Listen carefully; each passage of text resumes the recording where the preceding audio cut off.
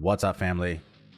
Welcome back to the Stop Sinking Show, where we go from struggle to flow.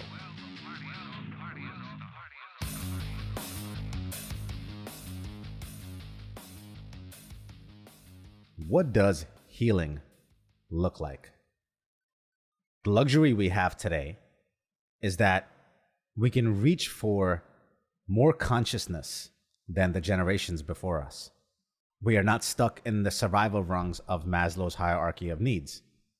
For the most of us living in developed nations that are not in conflict zones, we usually don't have to worry about where our next meal is coming from, whether we have a roof over our heads. Most of us can count on the world being the same when we wake up tomorrow.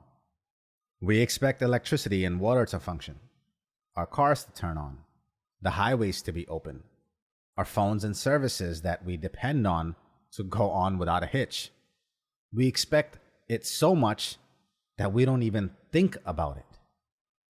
It's ubiquitous, which is the very luxury I speak of.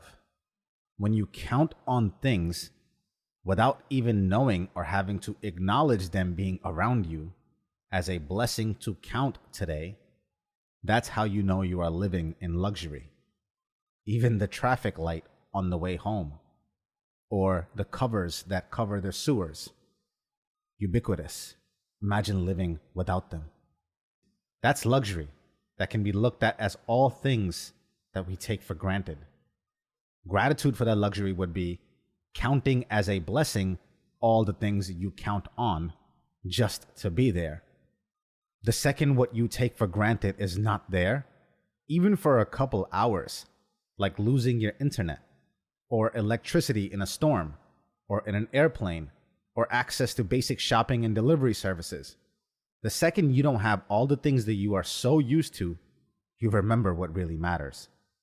You remember the luxury you have to not have to live there all the time, to be able to have higher things to reach for, or lower lows to indulge in, also a luxury. In the reaching for this consciousness, the awareness, the awakening to higher forms of truth, one of the terms that has become popularized that we must all work through to awaken, to become conscious, is trauma. Now, trauma can mean different things to different people. Because everyone experiences things differently, so to try and equate trauma or compare it or measure it is not advisable. That's why even other popularized expansions on this, like little T trauma or big T trauma, are not exactly my favorite representations of what trauma is. I don't want to be callous though, because there are some things that are glaringly more traumatic than others. Without me having to list it, I want to pay respect to the fact that bearing witness or having to be victim of certain things is absolutely incomparable.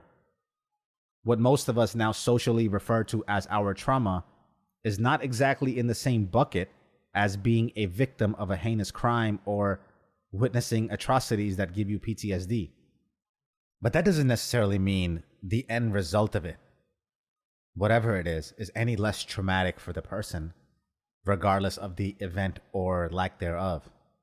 This is a really tricky line to walk, and I want to be careful without offending someone or minimizing another, which is why I believe trauma is trauma and healing is healing. Trauma defined is an injury, a deeply distressing or disturbing experience or event. And who are we to determine or qualify what events or experiences are experienced as deeply distressing in the individual? The experience of it is also just as individualized. So anyone speaking from the outside would find it hard to determine what trauma looks like for you or what you find traumatizing.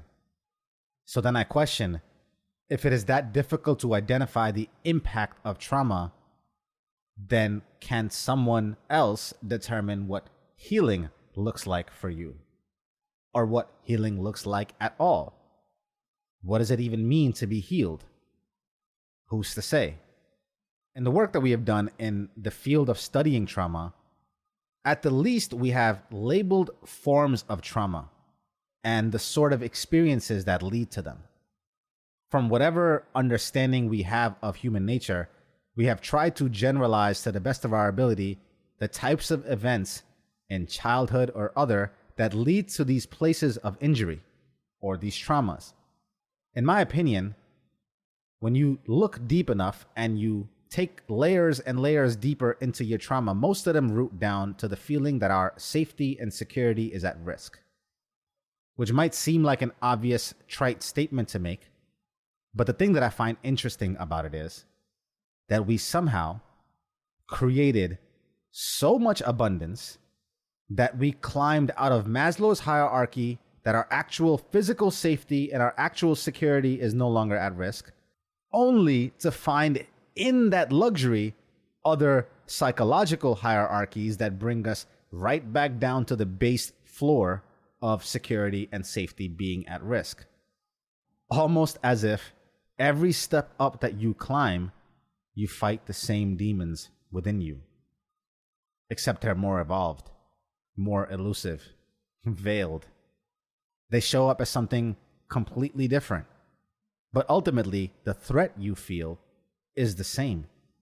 So while we have figured out the labels for the triggers that lead to our traumas, abuse, violence, abandonment, neglect, ambivalence, trauma is trauma. Because no matter from what level it reached you, it touched the same place. So then I wondered, can we try to put similar outlines around what healing from these traumas look like? Again, we will never get to the exact unique experience of healing inside each individual, same as we cannot fathom that of their experience of trauma, but maybe we can put some markers around the path or tune our compass if we understand what true north might look like. And this is important because the first resistance I feel inside of myself when thinking about all the ways that I am broken and why I am broken in these ways, and even in understanding those things, there's a part of me that identifies with them so strongly that I would not know who I am without them. Meaning, healing does not happen because my low resolution idea of healing keeps me from healing. Because my idea of healing means I also lose the parts of me that my trauma made me. And not all of those parts are bad.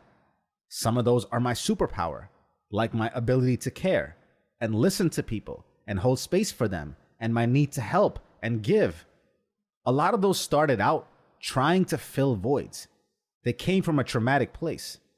Again, in an attempt to earn love and safety and security. So if we don't define healing properly, and I retain this low resolution version of what I think healing is, then I think many of us will first face ourselves as the main form of resistance in trying to heal. We will think it is this anxiety, this insecurity that is the root of this success. And if we fix this insecurity, the anxiety, the issue, then we will have no urgency left, no drive left, that we won't succeed anymore. And so you can see how not understanding what healing looks like can actually keep you from healing. What if I was to tell you that there is a way you can do all the things that you do today, perform and outperform in all the ways you do today, that currently might be because you're trying to compensate or earn your parents' love or prove to yourself or someone else that you are worthy? What if I was to tell you you can still succeed without having to tug on your hurt to do it? That you don't need to tap into your dark energy for success because you cannot sustainably. And instead, you can pull on your desire for your service to others, your contribution, your care, your light from the healthiest place possible, not weighed down or tainted so much by you. At least I know that's what healing looks like. It's not the loss of these qualities. It's the rerouting of them to come from a different place. I think the mistake that people make is that we associate the trauma and the healing with the actual behavior. Behaviors don't have inherent meaning. We behave because we assign meaning. And to understand ourselves better, we gather the assigned meanings that have led to our behaviors. But it is important to remember the behavior itself did not come loaded with its own meaning. And two people can have two different meanings and behave similarly, or can have the same meaning and behave in a completely different way to accomplish the same meaning. So it just goes to prove that behavior is void of meaning until the individual steps into it and loads it. And once you understand this, you can then understand how you can still have the same level of success, perform the same way, but no longer do it to feel safe, but do it to satisfy needs further up the hierarchy. Meaning, through this luxury that you have found yourself in the bottom rung of this hierarchy, in this need for psychological safety again, through this luxury, once you have at least intellectually understood that you can heal, give yourself safety while retaining all these qualities and familiarity in the behaviors that lead to your success that you think, then at the least you can give yourself permission to heal, to know that you are safe, to free yourself to then really self-actualize and awaken. This cannot happen if you think the behaviors are tied to your healing or trauma. Because if you continue to look at behaviors this way, you have evidence that your identity is still loaded into the meanings you are assigning to those behaviors. There's too much of you in it. I'll give you some examples.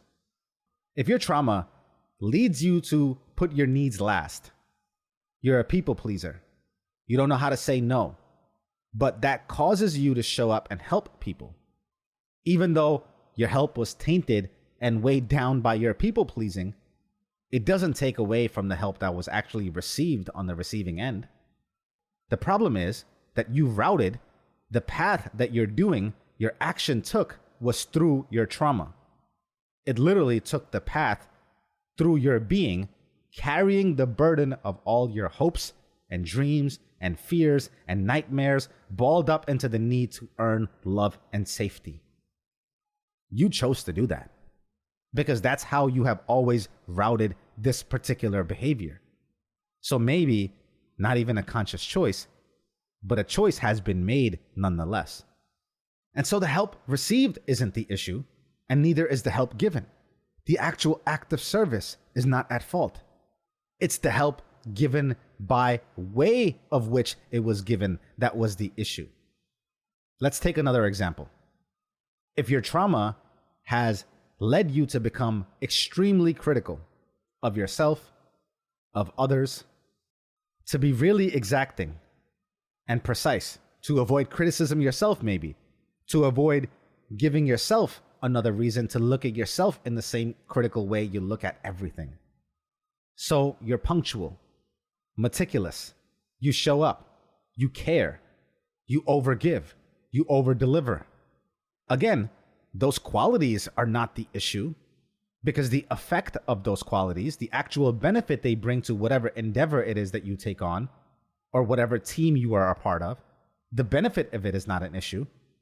The issue is that you got here acting this way, behaving this way as a way to compensate, as a way to fix what you felt was broken about you, as a way to hide what you hope cannot be seen.